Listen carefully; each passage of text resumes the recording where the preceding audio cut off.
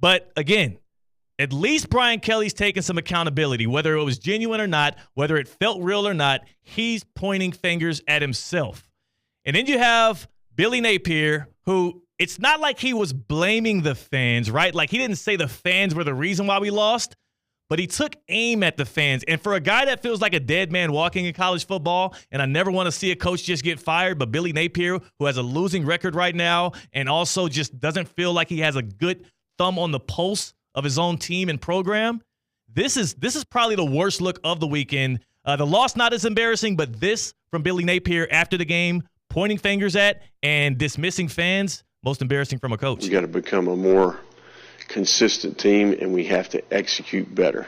And if we can focus on those things and not necessarily what some guy in his basement saying in rural Central Florida on social media, then we got a chance to get better. That is, and everybody wants to, call out the fact that, you can't have a basement in Central Florida. Who gives a damn, right? Like, the picture he's painting is there's a guy alone, isolated in a room, call it a man cave. If you're me, I like to hang out in the Bali bungalow. That's where I kick it and watch my games in my little my screened-in courtyard at home. It's a very nice environment. But he's painting the picture of a guy that's sitting behind a computer desktop, not like a laptop these days. I feel like it's still a desktop, the PC that they're using. And they're up there on the message boards, and they're tweeting, and they're acting erratic.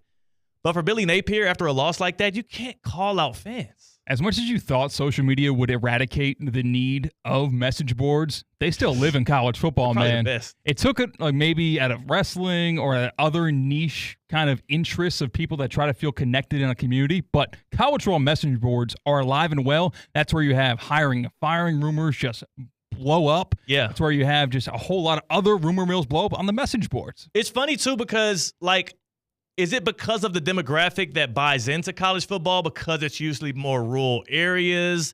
A lot of that is like SEC Nation and Big Ten Nation, which have a lot of country. Like, there's people that live on Facebook as well. Like, is it that? Or is it just because those are where the communities have been and some of the stuff they say in there, you can't really say publicly, you might get in trouble. Yeah, you get 25,000 different fans of your favorite college football team on this platform, on this website. Let's stay here. Yeah. It's been work. If it ain't broke, don't fix it. Man, there's going to be college football message boards are going to be a thing, while I'm into my latter years. I'm a grandpa, and I'm telling my kids the good old days of when Cam Ward led Miami to a national championship in his 1 year, then went off to the pros and won a few MVPs in the Super Bowl. When I'm professing the joy that Cam Ward gave Canes fans in 2024, 2025, my grandkids are going to be able to still lock in on college football message boards. And we are talking about embarrassing, yeah, and the difference between the embarrassment that was felt from Seminole fans and what Gators fans felt. We have both in the office. With Florida, I think there's a different level to this. The fact that this was a winnable game in terms of comparing Miami at home versus SEC games on the road in November, the Alabamas, the Georgias, if you would. You have so many recruits in the building watching this football game. If you are a recruit in the state of Florida, two options you're probably going to have are the U and they're Florida. And who do they look garbage against? Someone they're battling recruiters for with Miami in their home place. And then not only do you have following the win, throughout the game, the Canes players are giving the Gator chomp and the thumbs down, which, by the way, my favorite. But 2 thumbs down, you give anything 2 thumbs down, like literally, like visually, that's the greatest diss of all time. That's better than a middle finger, 2 thumbs down. Is that a reference I don't understand, or is that just... No, it's just like, I disapprove. You stink. This is over with. This hurts. if imagine like you gave somebody something, like you gave me a coffee or something or before the show, or what's something that you would give me, like I don't know, a coffee. A coffee. Yeah, you were like, hey Theo, man, you look like you're having a cheery day, but I want to cheer you up some more. Here's a nice because you do super sweetened coffees too with all this sugar and cream. So you give me one of those like pink or super yellowish coffees because it's full of sweetener and all kind of candies. And then I grabbed it, put it down, and went like 2 thumbs down. This? Boom. That's more disrespectful than the middle finger. Well, there was a wrestler back in the day. You might know him as Batista, Dave Batista. He's like an action movie star now. Yeah. I know Batista. I thought it was something with a J, but keep going, yeah. Yeah, that was his thing. He did the 2 thumbs, up, up, down. I love it. And then there's also a Mets fan way back in the day. Not way back in the day. This is probably 2018 or 2017. Look at C-Katt, young guy. Yeah. Young fella. Way back in the day, 2018, man. You know, back when I was in diapers. After a Yankee hit a home run in the Subway Series, the cameras from ESPN caught him just doing 1 thumbs down. Yeah. And that became a rallying cry for the Yankees that entire season. After they hit a double, dust yourself off, look towards your dugout, thumbs down. I love it. But 2 thumbs down right in front of you, ooh, that might be a show thing. We should do that nowadays. The chomp and the 2 thumbs down, I ain't gonna cap. Like, I was in D.C. over the weekend for a baby shower for my boy. He's having twins. Congratulations to them. We were doing, me and my wife, after watching that game on Saturday, we were doing the 2 thumbs down to everything. It was just a great time. We were doing it back and forth to each other. It might be our new thing, 2 thumbs down. I'm not rocking.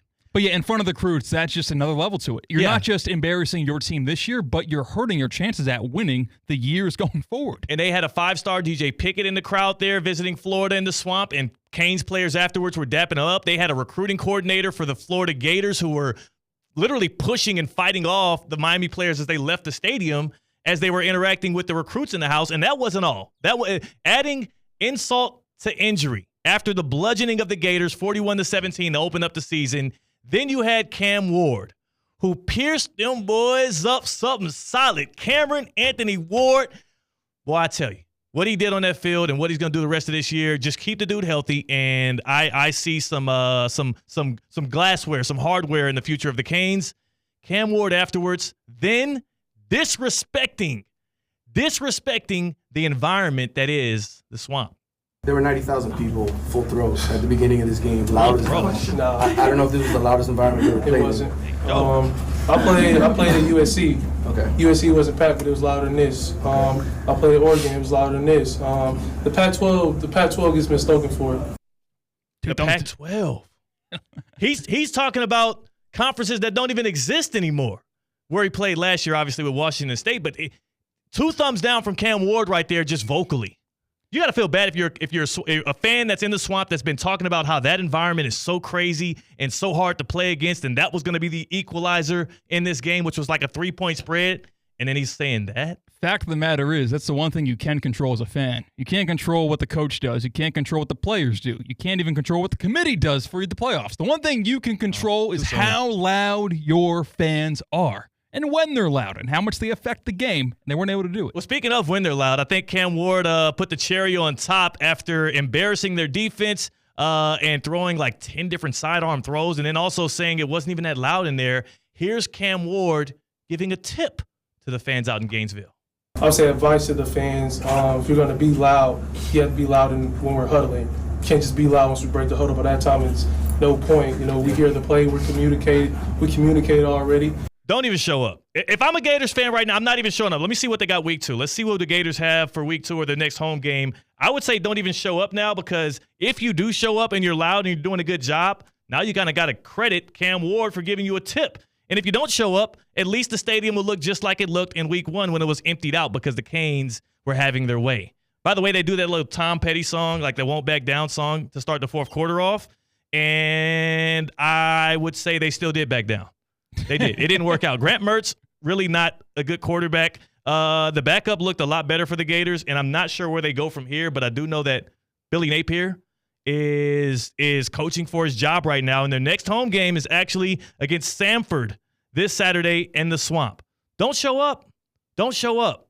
Because if you do, that's going to be, you taking the advice of the one great Cam Ward, who also, again, he's got Southeast Texas ties, man. The dude is from an area around Houston. I knew the brother would be good when I chopped it up with him in Charlotte.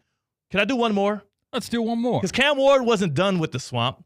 Not only did he say it wasn't as loud as the Pac-12 stadiums, not only did he give Florida fans a tip, further embarrassing them. Again, this is up there with the most embarrassing performance of week 1. Then Cam Ward went on to say, a lot of times people say, practice is harder than the games. That's a credit to your own team. But what he said was actually just a diss to Florida again. Practice was way louder than this. When you have a speaker blowing in your ear from 5 yards behind you, it's kind of hard to hear stuff in the huddle. So it's over with. It's over with. It's a wrap. Hey, C-Katt, between Billy Napier and Mike Norvell. And I think Mike Norvell should be able to hold on to this job, but it seems like so much of his success was tied to Jordan Travis.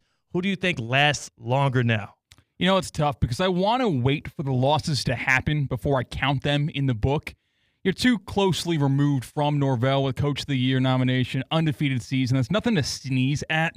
So I think Napier, if I'm choosing between the two, Napier's closer to the grave in terms of his job with Florida. And look at how much a difference a quarterback makes. Tyler Van Dyke obviously wasn't that guy. Wisconsin found it out the hard way. Luke Fickell, you tried to blame Mario Cristobal when really the problem was TVD. You bring in a guy like Cam Ward.